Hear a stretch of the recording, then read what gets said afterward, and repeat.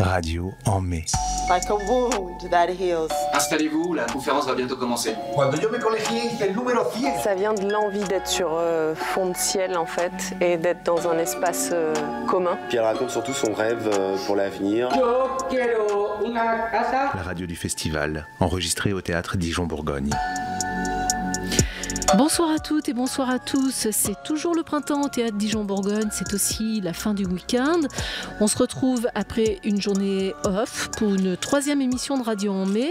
C'est dimanche soir, mais personne n'a le cafard. Pourquoi ? Parce que le festival Théâtre en mai nous propulse ce soir en terre ibérique. Alexandre Planck, Réal et moi-même, nous allons faire flamber le rouge de notre studio installé au Parvis.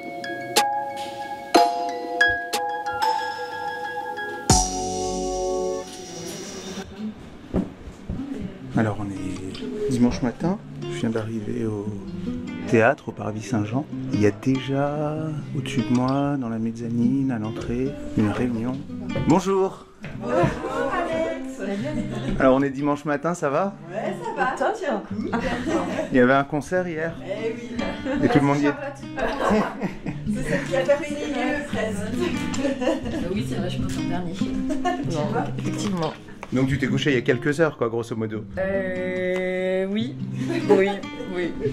On est, c'est quoi, c'est le 4e jour du festival ? C'est ça, 4e, ouais. Comment ça se passe ?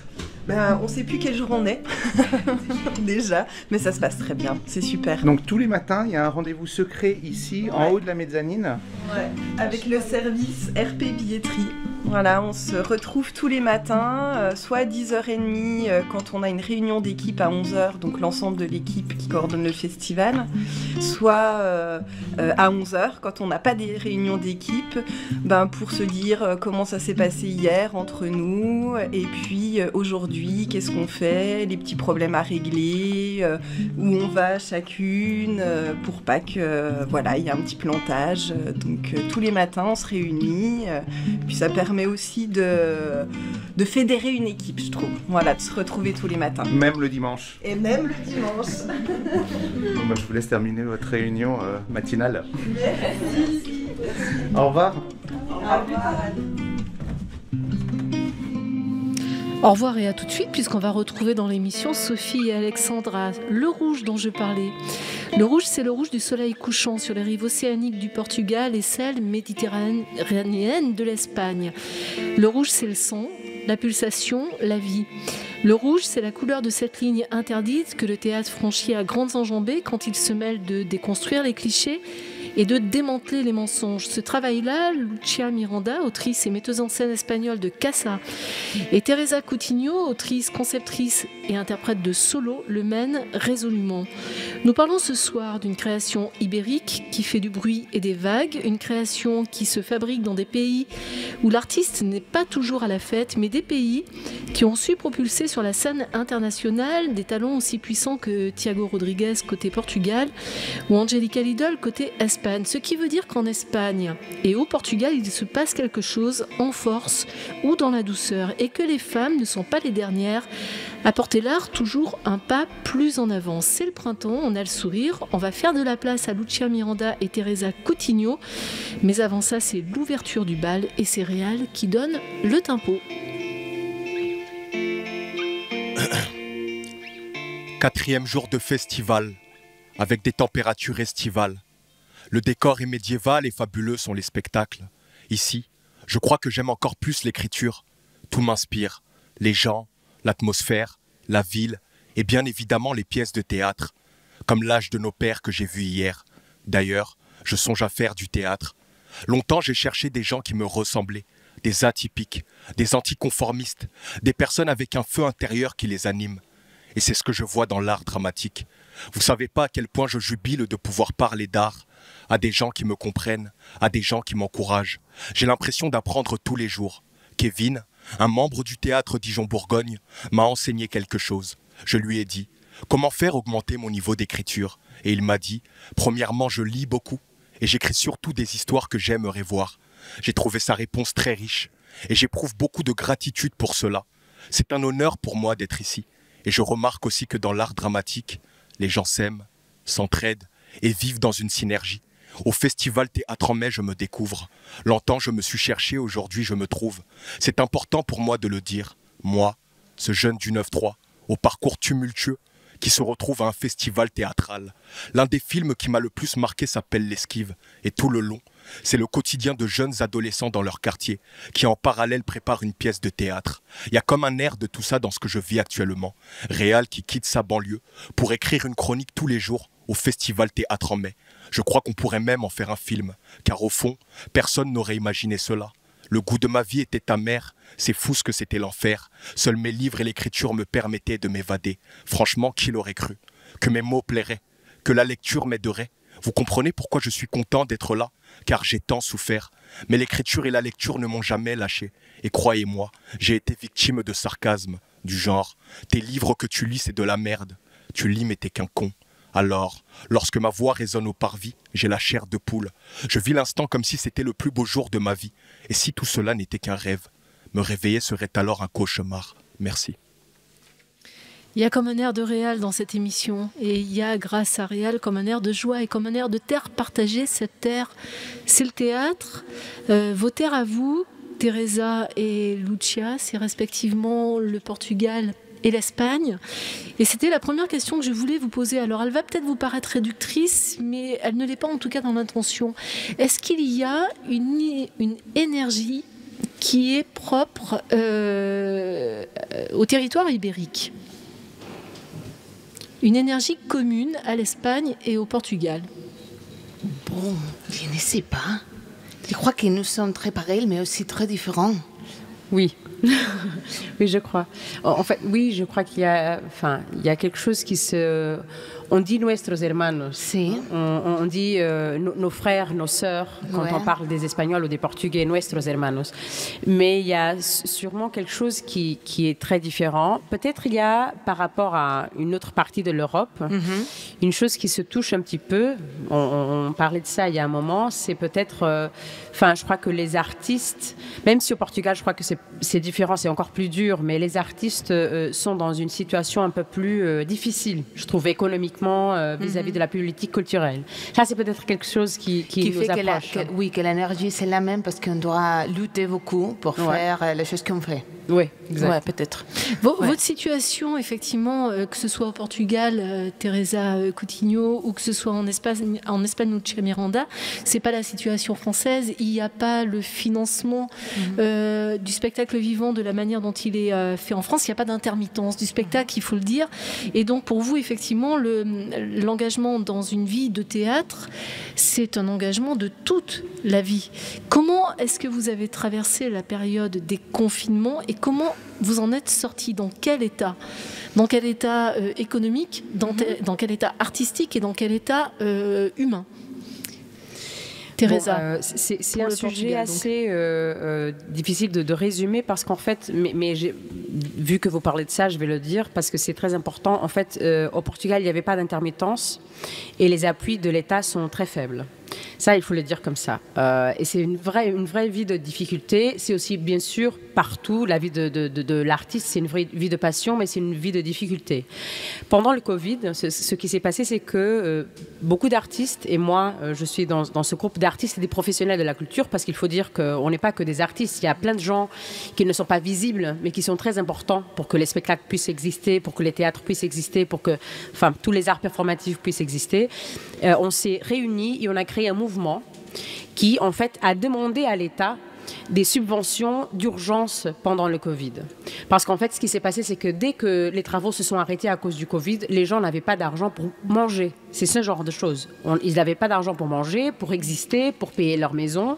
Donc, on était dans cet état-là. Et ce qui s'est passé, c'est que plein de mouvements se sont mis en marche et des structures qui défendent les droits des professionnels se sont mis en marche pour, ensemble, dans une voie commune, demander des subventions et des droits.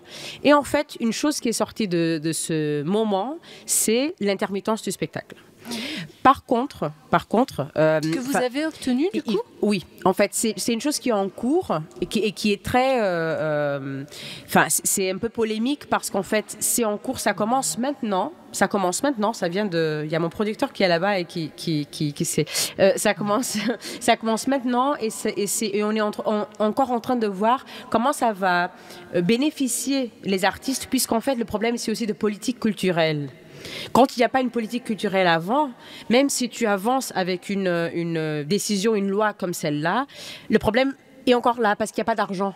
En fait, comme il n'y a pas d'argent pour les compagnies, pour les artistes, même si tu décides que, ok, d'accord, tu vas travailler avec des contrats, parce qu'en fait, je ne veux pas beaucoup m'allonger sur ça, mais le problème, c'est que le problème au Portugal, c'est qu'il n'y a pas de l'argent pour la culture suffisamment.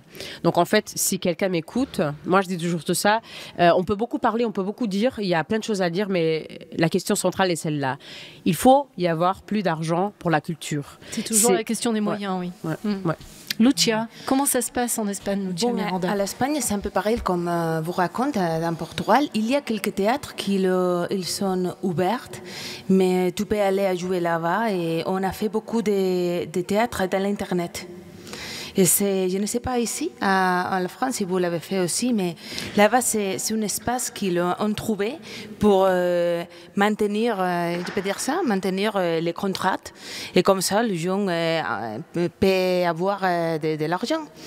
Mais il y avait beaucoup de mouvements aussi, mais on n'a rien conseguido. Comme se dit, on n'a rien conseillé. Consolidé. C'est Kevin qui assure éventuellement la traduction. Cela étant, vous parlez très très bien français, Lucia. Justement, cette question de la langue, elle est intéressante parce que moi, si vous me demandez de parler espagnol et portugais, je vais me ridiculiser et passer sous la table. La question de la langue et de la pratique de la langue française ou de la pratique de l'autre langue, est-ce que ça veut dire que vous vous sentez, en plus d'être espagnole et portugaise, metteuse en scène européenne? Et est-ce que être metteuse en scène ou artiste européen aujourd'hui, c'est quelque chose d'important et qu'il faut revendiquer? Lucia. Pour moi, oui. Je crois que aussi ça dépend de la vie que tu avais. J'étais à Paris pour Erasmus. Donc pour moi, l'Erasmus, c'est une chose qui m'a fait sentir très européen. Et après, je connais beaucoup de metteurs en scène et comédiens et de professionnels, comme tu dis, de toute l'Europe. Je sais bien que l'Europe, c'est mon pays. Ce n'est pas l'Espagne, c'est plus grand et que je peux voyager, je peux travailler. Et je crois que oui, qu'à ce moment-là, et avec tous les conflits qu'on a avec l'Ukraine, je dis. L'Ukraine, c'est très important et très important que les professionnels des arts, on a une idée plus grande de notre pays, que ce n'est pas limité pour l'Espagne et le Portugal. Teresa, vous partagez cette même sensation de faire partie de plus grand que le Portugal, plus vaste? Oui, bah, dans mon rêve, je fais partie du monde. et donc, dans mon rêve, je parlerai au monde. Mais bien sûr, je suis d'accord avec Lucia. Ça veut dire, je crois que c'est de plus en plus important. Ben, ça arrive déjà, on est dans un festival qui est international. Enfin, et au Portugal, il y en a des festivals internationaux et en Espagne aussi. Donc, c'est important de penser qu'on communique à un public beaucoup plus vaste que celui portugais ou espagnol. Mais moi aussi, ça m'intéresse beaucoup penser que moi, je veux communiquer à un public qui peut être français ou anglais ou argentin, mais aussi à un public qui est des petites zones du Portugal, des petites zones de l'intérieur, de rural. Parce que je crois aussi qu'on vit encore beaucoup ça, qui est ce regard vers le monde et l'extérieur, mais parfois, on ne regarde pas les zones rurales, je dis rurales sans aucune connotation, je dis seulement rural parce que c'est hors de la grande ville. Hors de la ville, enfin comme ici à Dijon, on écoutait, c'était pas toi, c'était lui, il est sorti. On écoutait ce que Réal disait et il parlait de hors ville. Et moi, ça m'a fait penser, ok, banlieue, et ça m'a fait penser encore plus loin et encore plus loin. Et comment parler à ces gens-là aussi? Donc, quand je pense au public et à cette idée d'artiste qui peut être européenne ou plus, ça m'intéresse aussi de penser au public de Portugal qui ne sont pas encore très liés à la culture, parce qu'il y en a. Est-ce que, malgré tout, même si effectivement vous vous sentez européenne, voire mondialiste, voire universaliste, est-ce qu'on est modelé quand même par la terre où on est né, la terre où on vit? C'est-à-dire, quand je dis la terre, c'est le climat, c'est les paysages, c'est les amis qu'on a, c'est la langue qu'on parle. Est-ce que ça entre dans la création, dans le geste artistique, dans la relation qu'on a au plateau de théâtre? Je crois que oui, que c'est. Pour moi, c'est clair, non? Pour moi aussi, je travaille avec le territoire. Donc, j'ai fait beaucoup de travail, comme tu es en train de raconter. Je voyage dans l'intérieur de l'Espagne, j'ai fait des recherches, j'ai fait des interviews. Et pour moi, c'est une chose que c'est trop linkado, unido, lié, c'est tout lié. De travailler avec les territoires et avec les choses qu'ils sont en train de passer maintenant. Et avec des choses que les gens veulent parler maintenant. Donc pour moi, c'est clair. Oui, je crois qu'en fait, c'est impossible solo, c'est un peu sur ça aussi. C'est à un moment, tu te rends compte, même, je crois que le chemin parfois se fait quand on commence à créer. Tu veux aller vers l'extérieur, tu veux parler des choses que tu as vues, que tu as lues. Et à un moment, tu te rends compte que tu ne peux pas fuir toi-même. Et tu ne peux pas fuir ton territoire. Et tu ne peux pas fuir ta langue. Et même, tu ne peux pas fuir ta famille. Et tes amoureuses ou tes amoureux et tes cauchemars et et je pourrais rester ici pendant toute ma vie, mais en fait donc oui, bien sûr que je trouve qu'il y a que j'ai un lien au Portugal, et la langue portugaise c'est une langue, c'est ma langue, donc quand au solo je parle en français et en portugais, bien sûr qu'en portugais il y a quelque chose qui se déclenche en moi, mais c'est ça. Et après il y a quelque chose qui est lié peut-être à l'énergie aussi, je sais pas, j'ai très peur de généralisation, mais je trouve qu'il y a une énergie, bien sûr, de portugaise, du Portugal. On est 3 femmes sur scène portugaises. Donc là, je parle déjà du spectacle, pardon. Mais, oui, on va en parler tout à l'heure. Pardon. Non, mais c'est ça, en fait. Il y a beaucoup qui est du Portugal et qui est dans ma création, même si je ne parle pas vraiment de mon pays, mais bien sûr. Mais si la géographie dans laquelle on s'inscrit, dans laquelle on grandit, où on évolue, est aussi une géographie intime, un paysage intérieur, je voudrais vous soumettre un petit exercice. Je ne sais pas si vous allez accepter de le faire. Je voudrais que vous fermiez les yeux chacune et que chacune me donne l'image de sa maison, de la maison dans laquelle elle aimerait, de la maison qu'elle a à l'intérieur d'elle-même, et de la maison dans laquelle elle se rêverait idéalement. Elle est faite comment, cette maison? Elle est en pierre, elle est en briques, elle est au bord de la mer, elle est grande. C'est un bordel. C'est un bordel. C'est un bordel, c'est n'importe quoi. Il y a plein de choses, c'est un bordel. Et oui, c'est très, très difficile de l'organiser. Vous n'avez même pas fermé les yeux, la réponse était évidente, hein, Lucia. Et vous, Teresa? Bon, moi j'essaye maintenant, mais c'est un peu, c'est pas très vrai, hein, ce que je fais, donc je vais pas les fermer, mais je pensais. Je crois que la maison idéale, en fait, c'est un peu une maison intérieure, et aussi l'extérieur. Si l'extérieur pouvait être le même que l'intérieur, ce serait une maison ample, avec beaucoup d'espace pour recevoir beaucoup de gens différents, peut-être recevoir les morts qu'on a perdus, les gens qui ne sont plus là et qu'on aimerait revoir, et peut-être dire pardon aux gens qu'on a fait du mal, et rencontrer les gens qu'on aime encore mais sont très loin. Donc ce serait une maison très ample, et peut-être à côté de la mer, puisque j'ai une liaison à la mer très forte, donc oui. Ça s'appelle un théâtre, que vous êtes en train de décrire, Teresa Coutinho. Mais c'est ça, le théâtre. Alors, il y a quelqu'un ici, à cette table, qui aime bien, lui, franchir les portes des maisons là où il n'est pas invité. C'est Alexandre Planck. Et c'est le moment de ses indiscrétions.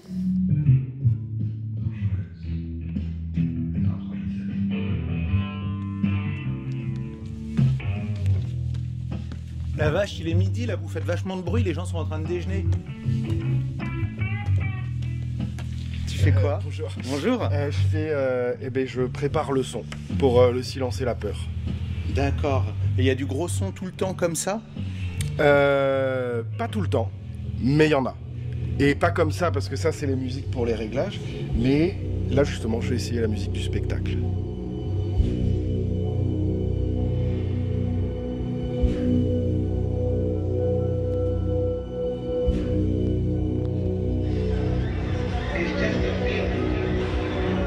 C'est plus la peur que le silence, là, hein? Une chose après l'autre.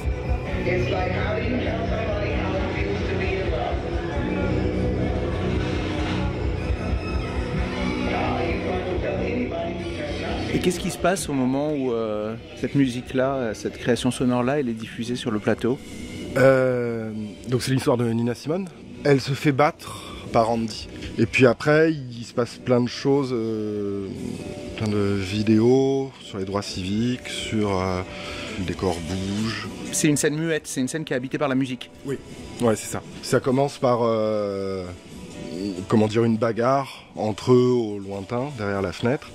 Et puis au fur et à mesure, voilà, toute la vidéo prend le plateau, tous les panneaux bougent. That's what I mean by free. I've had a couple of times on stage when I really felt free. And that's something else. That's feeling something else. Like like, I'll tell you what freedom is to me. No fear. I mean, really, no fear. If I could have that half of my life, no fear. Lots of children have no fear. That's the closest. Je m'appelle Loïc Leroux, et donc je fais la création sonore de Silence et la peur. Et ça fait longtemps que tu travailles pour le théâtre? Pour le théâtre, oui, ça fait un bon moment, une bonne vingtaine d'années. Et puis là, avec la compagnie Lieu-dit, ça fait depuis le début, donc 8-9 ans.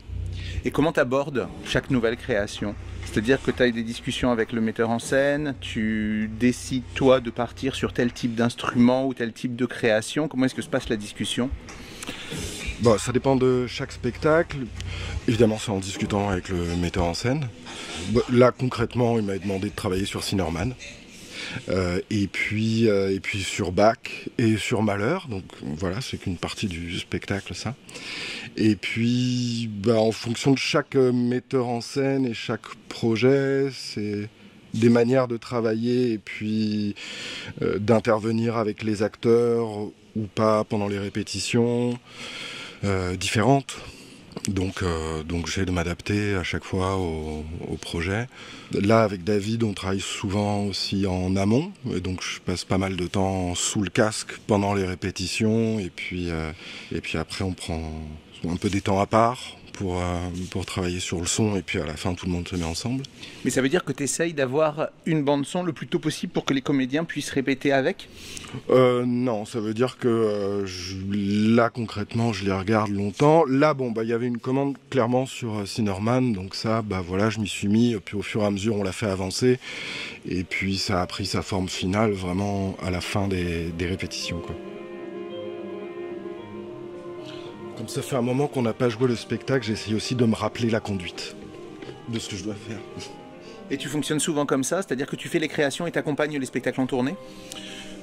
Ça dépend. Mais là, par exemple, on a été deux régisseurs à faire sur toute la tournée. Mais oui, j'aime bien aussi accompagner en tournée. Et puis voilà, aussi le faire évoluer, et puis l'adapter au lieu. Puis c'est bien, je suis content de le revoir aussi. Puis de retrouver les copains. C'est quand même un moment assez agréable, ça, quand on est tout seul face au théâtre vide, qu'on peut essayer toutes ces musiques, tous les sons qu'on a créés, non, et que personne n'est là pour écouter. Ouais, c'est assez cadeau, ouais. Et d'avoir la salle comme ça, et puis c'est des systèmes chouettes, on peut mettre des basses très fortes, on peut mettre le son très fort. Et s'amuser, ouais, c'est assez cadeau. On aime bien ce moment-là, on l'aime bien.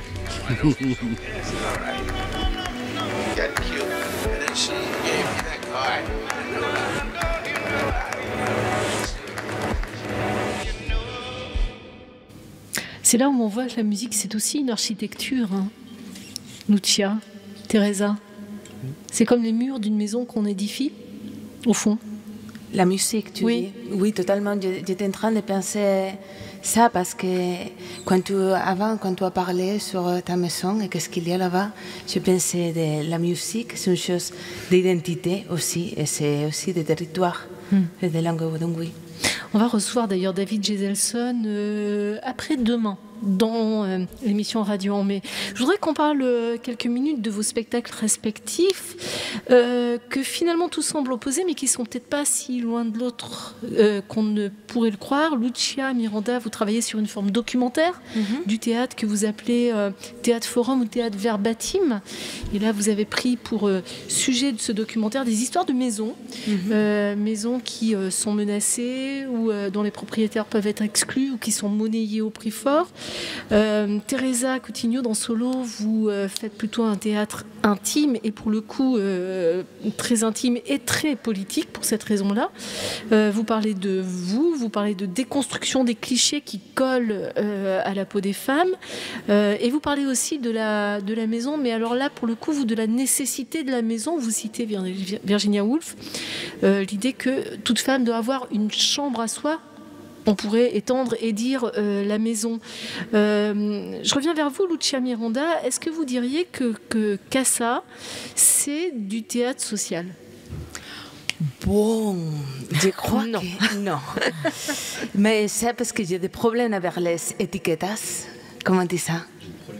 Les étiquettes. Les étiquettes, j'ai des problèmes avec les étiquettes parce que toujours quand quelqu'un me demande que si le théâtre que j'ai fait c'est politique ou c'est social, je dis que tout le théâtre c'est social et c'est politique parce qu'il parle de la société, il parle de gens. Donc pour moi, oui, ça c'est la réponse. Qu'est-ce que vous appelez un théâtre verbatim? Pour moi, théâtre verbatim, c'est quand on fait des interviews de gens. Et après, voy a hacerlo en espagnol. Je traduis. Merci. Parce que pour nous, les verbatim, on dit dans la compagnie que la langue, c'est identité. Donc c'est bien que je parle en espagnol. Puedes hablar en español. Vale. La lengua es identidad. Que la langue, c'est une identité. Y el verbatim defiende una manera política. Et que le verbatim, c'est une manière politique de défendre la langue. Y de mostrar las diferentes identidades en el escenario. Et de montrer les différentes identités dans le choix dramaturgique. Entonces, lo que hago es grabar y entrevistar a distintas personas. Et en fait, il y a une interaction entre ces différents personnages. Y con las grabaciones, con los audios. Et il y a des casques dans lesquels en fait les acteurs entendent les voix des personnes qui ont été interviewées. Oui. Y yo elijo, corto el material, lo edito, lo selecciono para hacer la dramaturgia. Et je coupe le matériau et je le sélectionne, je l'entremêle. Y los actores aprenden, je peux dire ça en français, les comédiens apprennent les textes comme tu peux apprendre une chanson, avec la pose, l'énergie, le rire et tout de la personne. Es un trabajo para encarnar voces. C'est un travail pour incarner les voix. Et du coup, les comédiens étant nourris par les voix de ces personnes, est-ce que vous constatez chez eux quelque chose dans la présence au plateau qui est différente? Oui. Ils vont vers quoi? Vers plus de vérité? Vers plus de nudité? Vers moins d'artifice? Qu'est-ce qui change chez eux? Ils changent au début les corps. Parce que quand tu écoutes une voix, c'est comme quand tu écoutes une chanson, que tu te mouves d'une manière ou d'une autre. Donc quand tu écoutes un audio, tu te mouves aussi d'une manière ou d'une autre. Et je crois que la vérité aussi, maintenant, pour moi c'est très difficile de voir une pièce de fiction écrite pour un dramaturge chez lui. Parce qu'avec le verbatim, c'est la roue qui est dans les scénarios. Et la manière de parler, si je dis, alors, je veux dire, toutes ces petites choses, ils sont dans les scénarios. Normalement, on dit que cuando estamos en el teatro, quand on est dans le théâtre, escuchamos textos muy académicos. On entend des textes plutôt académiques. Muy bien dichos. Très bien dit. Muy bien escritos. Très bien écrit. Con el verbatim es cómo hablamos las personas de verdad. Et comme avec le verbatim, c'est la façon dont les gens parlent en vrai. Est-ce que cette question-là, vous vous la posez, vous, Teresa Coutinho, qui parlez de vous, qui parlez de toutes les femmes, mais quand même, vous dites je, J-E. Quelle question exactement ? Cette question-là de atteindre à plus de réalité ou de vérité et moins d'artefacts finalement. Oui, je me la pose absolument, beaucoup, tout le temps. Et pourtant, le texte, il est de vous. Oui, le texte, il est à moi. En fait, je vais essayer de dire ça. Enfin, j'ai écrit quelques spectacles que j'ai faits, je les ai écrits. Et un peu comme Lucia disait, j'ai écrit en pensant aux comédiennes qui allaient le jouer, ou alors à moi et aux comédiens qui allaient le jouer. Et pour moi, ça, c'est un peu indissociable. J'arrive pas à penser... Enfin, bien sûr, j'écris des choses toute seule, chez moi, mais pour le théâtre, je trouve que c'est très important de savoir quelle est la voix, quel est le corps, quelle est la circonstance qui va donner vie à ces mots. Quand c'est un texte comme celui-là, qui au début, en plus, j'avais peur, donc je ne pensais pas à faire une chose autobiographique. Je me suis dit, je vais faire ce texte sur Visual Pleasure, qui est une œuvre de Laura Mulvey, qui a écrit sur la femme au cinéma et l'image de la femme au cinéma. Et donc, j'ai commencé à écrire une chose plutôt d'investigation, où j'ai lu plein de choses et machin. Et à un moment, quand j'écrivais, je me suis dit, mais c'est malhonnête. Parce qu'en fait, j'essaye de parler de la femme et de l'image de la femme et de tout ça, et de la beauté et de tout ce qu'on a sur nos épaules et le poids. Pas les choses aussi belles, mais les choses dures. Mais je ne parle pas de moi-même. Donc je me suis dit, off, c'est fini et je reprends. Et en fait, c'est devenu très autobiographique, comme vous avez vu. Mais bien sûr, je me pose toujours la question qui est, qu'est-ce qu'on perd quand on parle de nous-mêmes mais on le fait devant un public? Quel est l'endroit où tu n'es pas dans l'autocomplaisance, où tu es encore dans une fiction, parce que c'est toujours une fiction, parce qu'il y a un plateau, il y a des lumières, donc c'est pas vraiment moi, c'est jamais moi. Mais c'est moi. Et donc, j'arrive pas à être plus claire que ça. En fait, c'est ça. C'est moi et ce n'est pas moi. Et en fait, j'essaie de me surveiller, c'est plutôt ça, tout le temps, pour ne pas rester ni dans un endroit qui soit trop gentil avec moi, mais aussi de me laisser un petit peu aller, parce que je trouve que la communication, c'est ça aussi, c'est vouloir toucher l'autre. Et on peut toucher l'autre, je pense, que si on s'expose et on se laisse un peu montrer. Et parfois, on se montre d'une façon qui n'est pas toujours, virtueuse, très bien. Parfois, on est vulnérable, parfois, c'est moins bien. Mais c'est ça que je me demande tout le temps. C'est plutôt comment être... seulement pour finir, comment être dans l'imprévisible et le réel, mais aussi dans la grande théâtralité. Et la question, et je ne sais pas si je suis à peu près sûre que Lucia Miranda partagera aussi cette perspective. La question, c'est exactement ce qu'a théorisé Iris Bray dans son livre The Female Gaze, c'est se débarrasser de ce regard masculin qui assigne la femme à un cliché séducteur, voire un cliché humiliant, voire dégradant, qui fait que, par exemple, tout à l'heure, Réal parlait de l'esquive. Ce cinéaste qui a filmé l'esquive est connu pour filmer les fesses des femmes comme étant le summum de la féminité chez la femme. Et Iris Bray s'est insurgée contre ça. Elle dit on peut filmer les femmes autrement et peut-être on peut mettre en scène les femmes autrement.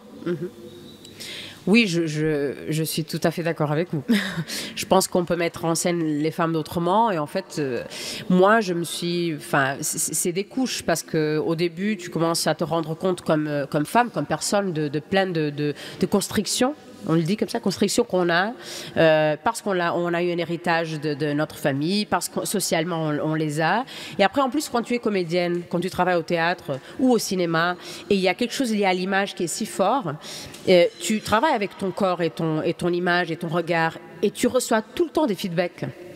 Et c'est quand tu commences à les recevoir, les feedbacks, que tu te rends compte, ah, je suis déplacée, c'est pas bien, parce que c'est vrai qu'on me disait, tu es trop intense, tu es trop forte, c'est trop. Et je me disais, mais pourquoi ai-je besoin d'être fragile si la personnage n'est pas fragile ici? Pourquoi c'est mieux si on est là, dans une fragilité, une légèreté, une chose qui n'est pas très...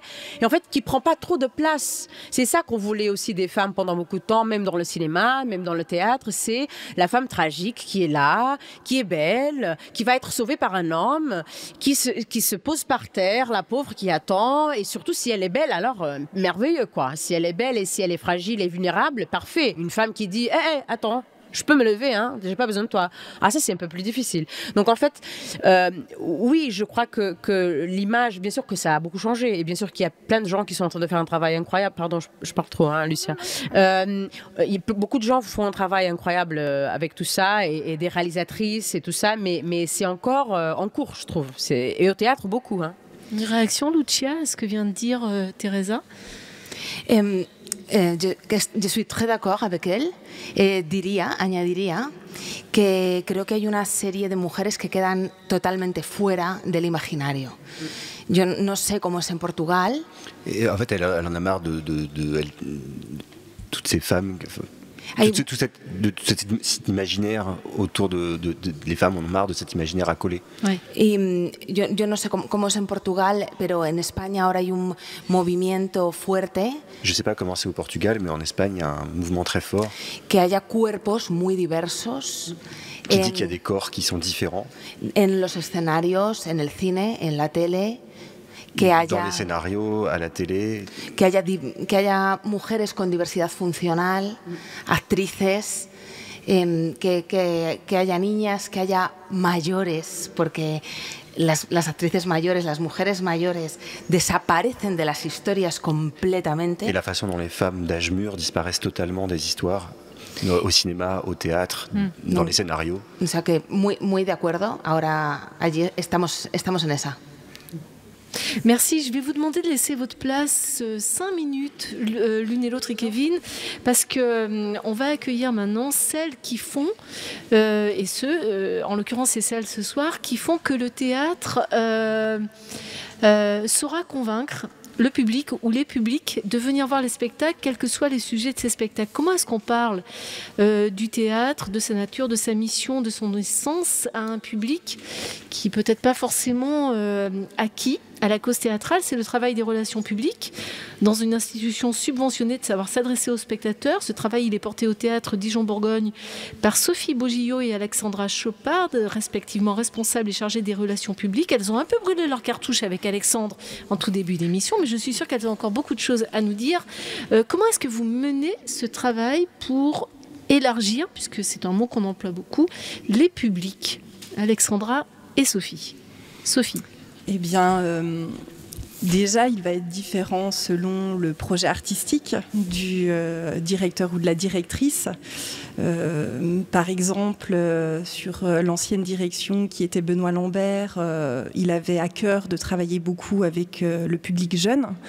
Donc évidemment, on va répondre à cela et on va développer des liens avec le territoire et les jeunes sur le territoire.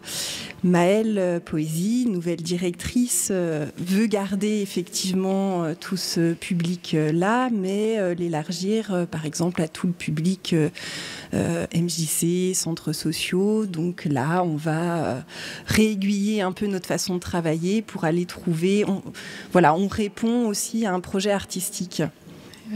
Oui, nos métiers, c'est des métiers de terrain, de rencontres. C'est pour ça qu'on fait des relations avec le public, on va rencontrer les gens, on échange avec eux, on voit leurs attentes et on voit quel spectacle pourrait leur correspondre, leur donner envie de revenir aussi de manière autonome. Qu'est-ce que vous avez eu à régler comme opposition? C'est-à-dire, par exemple, quand vous alliez en milieu scolaire et que vous êtes en face de jeunes, collégiens ou lycéens, qui vous disent « moi je ne viendrai pas », qu'est-ce qu'ils vous disent? Pourquoi ils n'ont pas envie de venir? C'est quoi le théâtre pour eux? C'est un art mort? Oui, c'est poussiéreux, on vit encore en calèche, c'est toute cette image-là qu'il faut déconstruire en fait. Donc c'est aussi de notre ressort, de notre métier, de leur montrer que voilà, il y a d'autres choses. Oui, c'est ça, et c'est hyper heureux quand on leur fait découvrir une pièce de théâtre qui est plutôt contemporaine, parce qu'on a aussi la mission de montrer des spectacles contemporains, d'auteurs contemporains, et qu'on leur montre que le théâtre, c'est pas juste Molière et Marivaux, même si c'est formidable, qu'il y a aussi des choses qui parlent de leur vie et de l'actualité, et que c'est une autre manière d'aborder les choses. Et quand ils sortent et qu'ils nous disent j'ai bien envie de revenir, c'est gagné. Oui, c'est le public c'est pas le public de demain d'ailleurs, c'est le public d'aujourd'hui. Et comment vous faites avec la ruralité dont parlait tout à l'heure Teresa, je crois? Parce qu'ici, on est en région Bourgogne, donc il y a Dijon, il y a des villes à côté, des petits villages. Comment vous allez les chercher, ces gens qui parfois passent à côté du fait qu'il y a un théâtre ouvert quasiment tous les soirs de l'année?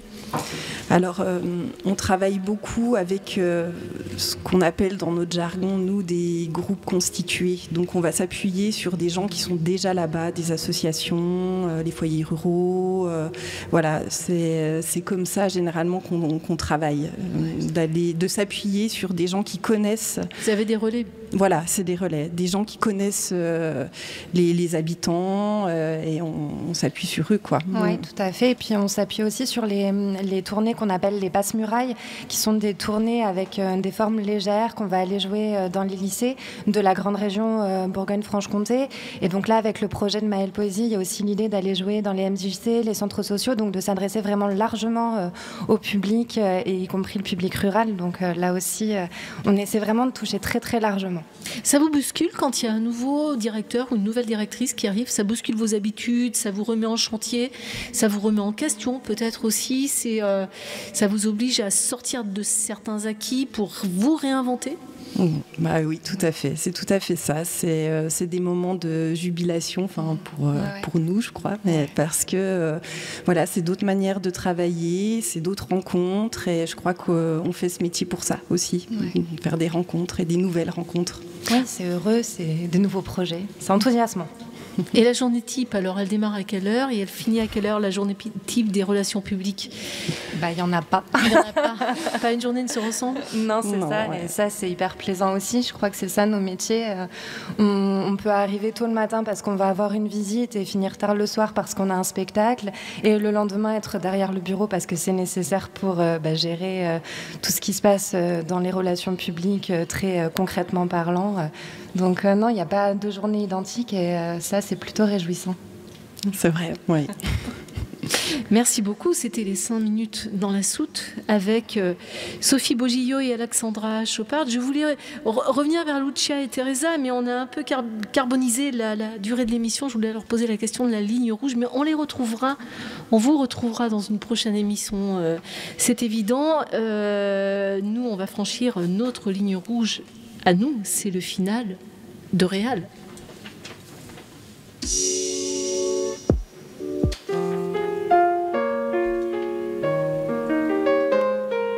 Hier, j'ai assisté à l'âge de nos pères.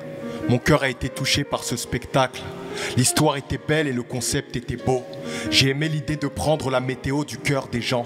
En gros, les volontaires montent sur scène et disent comment ils vont et je suis monté sur scène. J'ai dit que j'allais bien, que je suis content d'être à ce festival. Ils m'ont posé la question suivante: qu'est-ce qui te rend heureux? Je leur ai dit, c'est l'écriture qui me rend heureux.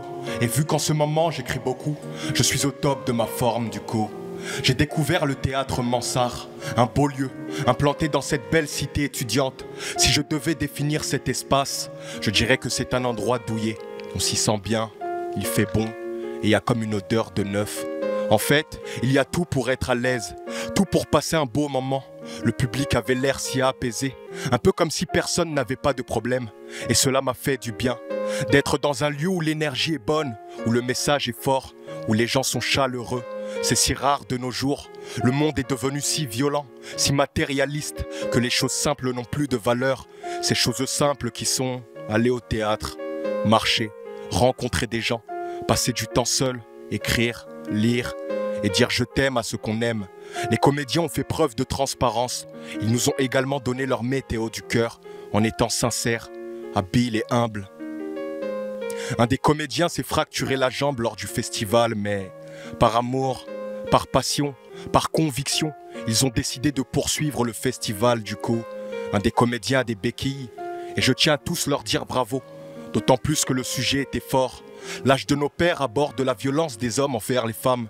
Et ce que j'ai aimé, c'est qu'ils ont abordé ce sujet avec du tact, de l'empathie et de la compassion. La pièce était animée par des documentaires, dont l'interview du père de l'un des comédiens. J'ai trouvé cela très touchant, très vif en émotion. En fait, il est allé voir son père pour lui poser des questions, dont celle-ci. Qu'est-ce que ça t'a fait de m'avoir quand je suis né? J'aimerais un jour poser cette question à mon père, vous aussi. Posez cette question à vos pères. Cette pièce m'a fait penser à un livre que j'ai lu, Parents toxiques de Suzanne Forward. Et dans ce livre, il y a plusieurs témoignages. Des femmes qui n'attirent que des hommes violents. Et des hommes qui ont des problèmes de colère, car leur père était violent. L'être humain reproduit souvent ce qu'il a vu de ses parents. Ce spectacle m'a beaucoup parlé, car j'ai moi-même vu ma mère avec des cocards, pieds nus dehors, apeurée par la colère de mon père. Rendez-vous le 24 mai, à 23h, pour un nouvel épisode de ma chronique. Passez une bonne soirée. Et ce sera au cœur de la nuit, effectivement, que nous vous retrouverons, Réal, et nous serons en compagnie de David Geselson et de sa comédienne, enfin la comédienne d'ailleurs, Alma Palacios.